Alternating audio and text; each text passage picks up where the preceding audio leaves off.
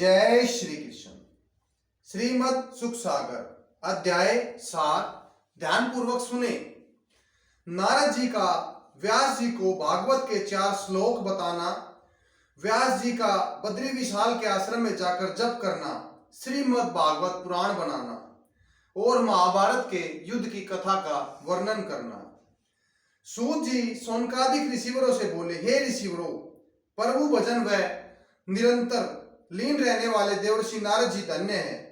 देवर्षि नारद जी व्यास को अपने पिछले जन्म का हाल बताते हुए बोले, व्यास जी, प्रभु श्री हरि विष्णु 4 श्लोक ब्रह्मा जी को बताए थे, वही 4 श्लोक ब्रह्मा जी ने मुझे बताए और वही 4 श्लोक मैं आप सबको बताता हूँ। आप इन्हीं श्लोकों के द्वारा संक्षेप में एक ग्रंथ बनाओ जिसमें प्रभु के चरित्र का खूब गुणगान हो, क्योंकि बिना प्रभु भक्ति व भजन के कोई प्राणी 84 लाख योनियों को पार नहीं कर सकता।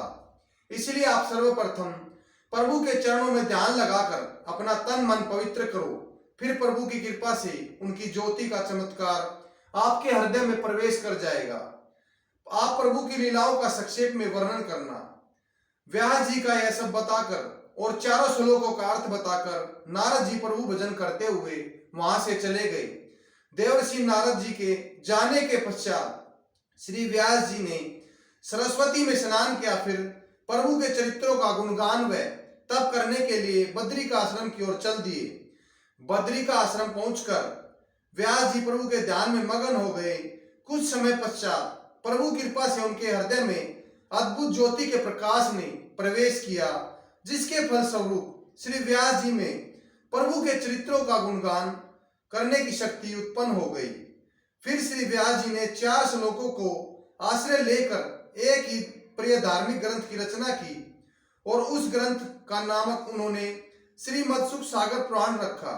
इसी पवित्र ग्रंथ भागवत पुराण को उन्होंने अपने पुत्र सुखदेव मुनि को पढ़ाया। सुखदेव मुनि ने यह पवित्र ग्रंथ महाराज परीक्षित को सुनाया। इस पवित्र ग्रंथ को पढ़ने व सुनने से प्राणी को मोक्ष की प्राप्ति होती है।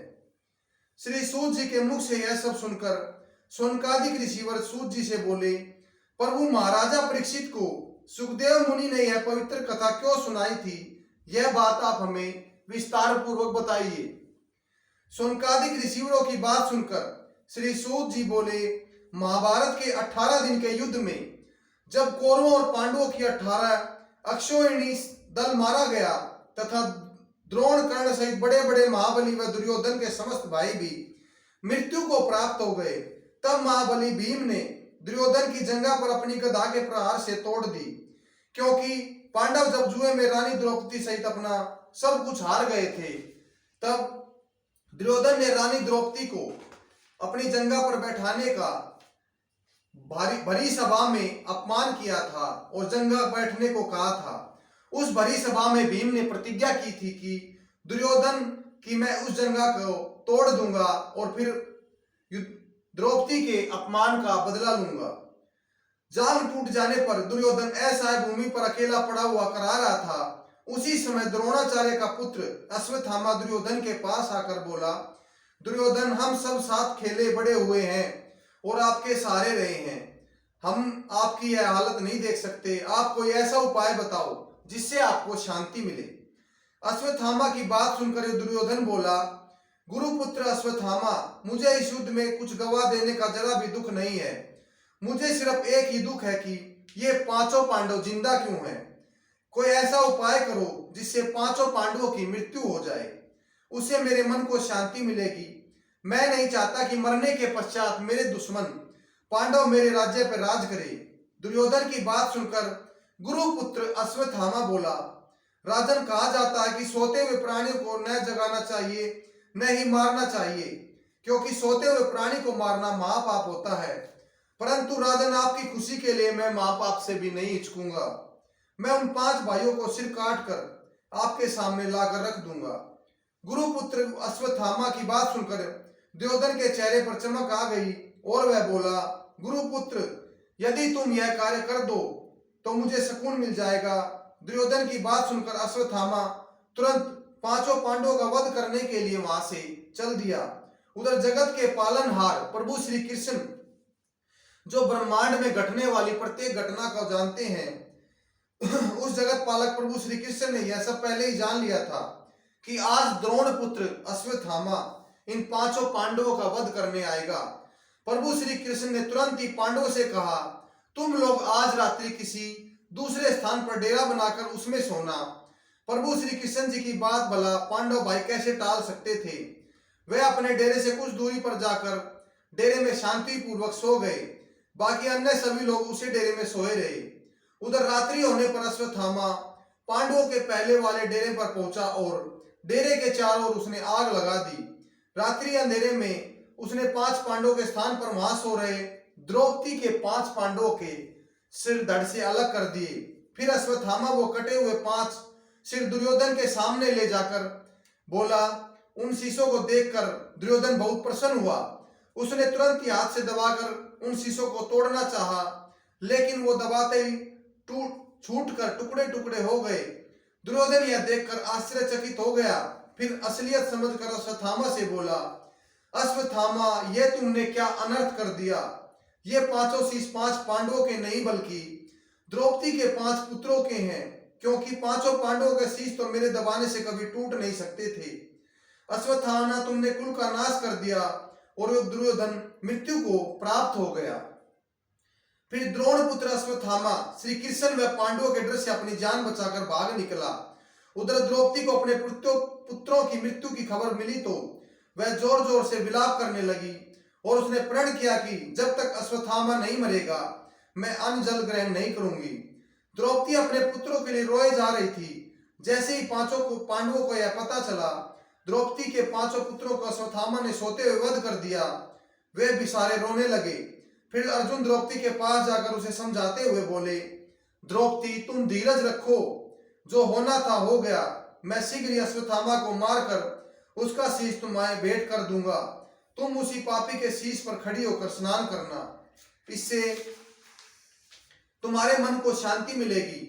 द्रौपदी को वचन देकर अर्जुन अपना गांडीव धनुष उठाकर प्रभु श्री कृष्ण के पास पहुंचे और बोले, प्रभु, आज रथ को तीव्र गति से दौड़ाएं ताकि मैं शीघ्र ही उस पापी अश्वत्थामा को पकड़कर उसका शीश धड़ से अलग कर दूं। अर्जुन के कहते श्री कृष्ण ने रथ को हवा की गति से दौड़ा दिया और कुछ ही समय में अश्वत्थामा के निकट जा पहुंचे।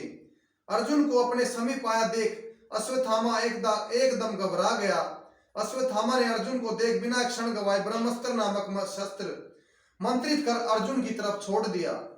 वह शस्त्र अग्नि शिखा समान जलता हुआ तीव्र गति से अर्जुन की ओर चला। ब्रह्मास्त्र को अर्जुन की तरफ आता देख श्री कृष्ण ने अर्जुन से कहा, अर्जुन, विलंब न करो, तुम भी अश्वत्थामा अपना ब्रह्मास्त्र तुरंत चलाओ। श्री कृष्ण की बात सुनते ही अर्जुन ने अपना तुरंत ही ब्रह्मास्त्र अश्वत्थामा पर छोड़ दिया। दोनों ब्रह्मास्त्र आपस में मिलते इतनी भयंकर प्रचंड अग्नि उत्पन्न हुई कि उनकी गर्मी से सब कुछ जलने लगा। यह सब होता देख श्री कृष्ण ने अर्जुन को आदेश दिया, अर्जुन, तुम दोनों ब्रह्मास्त्रों को मंत्र से अपने पास बुलाओ, नहीं तो इससे अग्नि पैदा हो रही है, वह संसार के प्राणियों को भस्म कर देगी, सब कुछ खत्म हो जाएगा। श्री कृष्ण की बात सुनते ही अर्जुन ने तुरंत ही मंत्रों का प्रयोग कर दोनों ब्रह्मास्त्रों को अपने पास बुला लिया और रथ को तीव्र गति से दौड़ाकर वह अश्वत्थामा के सामने पहुंच गए।